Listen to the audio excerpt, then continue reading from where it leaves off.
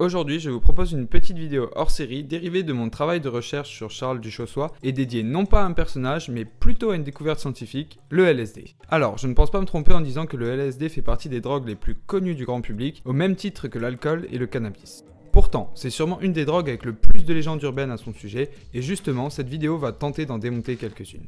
Alors, lâchez tout ce que vous avez dans les mains, allez chercher un petit truc à grignoter et relaxez-vous parce qu'aujourd'hui, on parle acide.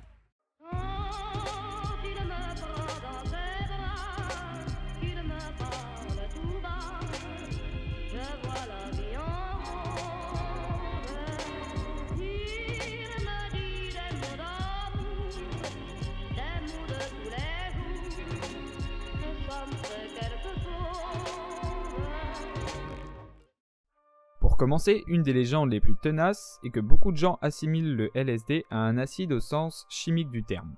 Eh bien en fait non, pas du tout, parce que l'appellation, elle provient juste du dérivé de base, qui est appelé l'acide lysergique. Car si on regarde précisément, le LSD a un pH compris entre celui de la bière et de l'eau, c'est-à-dire proche de 7,8. Autant vous dire, aucun problème pour l'estomac, la peau ou les muqueuses.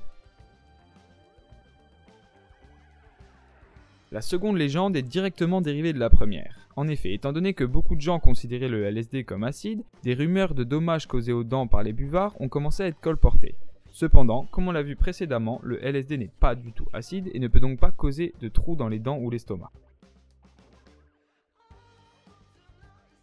Communément, la manière d'administrer le produit reste bien souvent la voie orale. Pourtant, beaucoup de gens encore pensent que le LSD peut se transmettre par le toucher ou par la sueur. Alors certes, il pénètre effectivement par les pores de la peau, mais pas lors de contact physique. C'est-à-dire qu'une fiole de LSD, si elle entre en contact avec votre peau, peut effectivement produire les mêmes effets qu'une prise par voie orale. Cependant, il est important de comprendre que ce n'est pas le cas lors des rapports amoureux ou lors de simples contacts physiques, et c'est valable autant pour les humains que pour les animaux. Ah, ces fameux éléphants roses. Il est vrai que souvent, les gens associent un trip de LSD à l'apparition de visions rocambolesques et donc de ces fameux pachydermes. Eh bien non, pas du tout.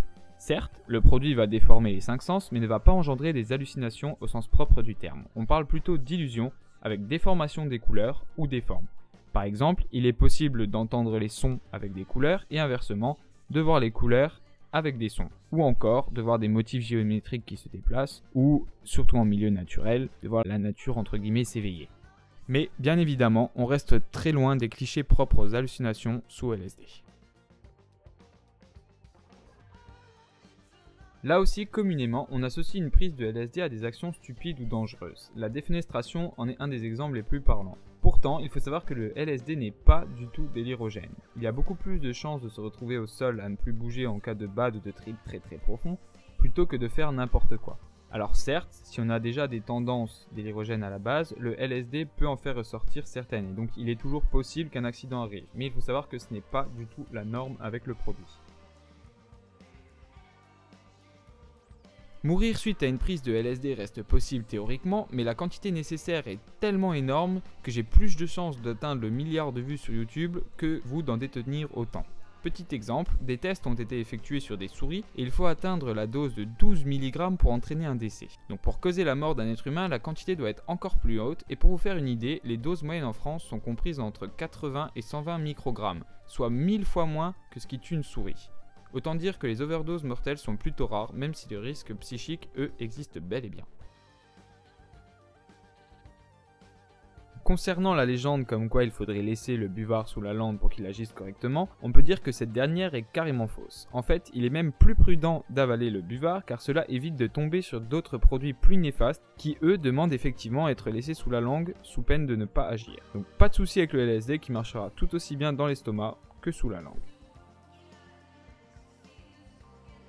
On entend souvent les gens dire que le LSD peut avoir des conséquences physiques néfastes pour notre corps ou qu'il est très addictif. Pourtant, si l'on se réfère aux études qui ont été faites, on peut voir que c'est justement tout l'inverse. Le LSD est une des drogues qui a le moins d'effets physiques néfastes pour notre enveloppe corporelle et une des moins addictives. On perd la tolérance au bout de seulement une semaine. Par contre, il est quand même très important de se rendre compte que le LSD peut effectivement avoir des effets néfastes au niveau psychique et psychologique. Par exemple, il peut révéler au grand jour une maladie latente déjà présente qui ne demandait qu'à être activée. C'est pour cette raison qu'il faut donc rester prudent, surtout ne pas sous-estimer la molécule et la respecter. Voilà, cette petite aparté est terminée. J'espère qu'elle vous aura plu et qu'elle vous aura appris des choses, car pour ma part, je trouve qu'en France, la population est quand même très mal informée sur les drogues en général, et la prévention faite par le gouvernement peut être qualifiée de sommaire au minimum pour ne pas dire inadaptée. Donc je vous conseille d'aller vous renseigner sur internet, car il existe une multitude de forums et de sites donc dédiés à toutes les substances où vous pourrez trouver toutes les informations dont vous avez besoin. En tout cas, nous on se dit à bientôt pour la suite des aventures de Charles Duchossois. Tchuss!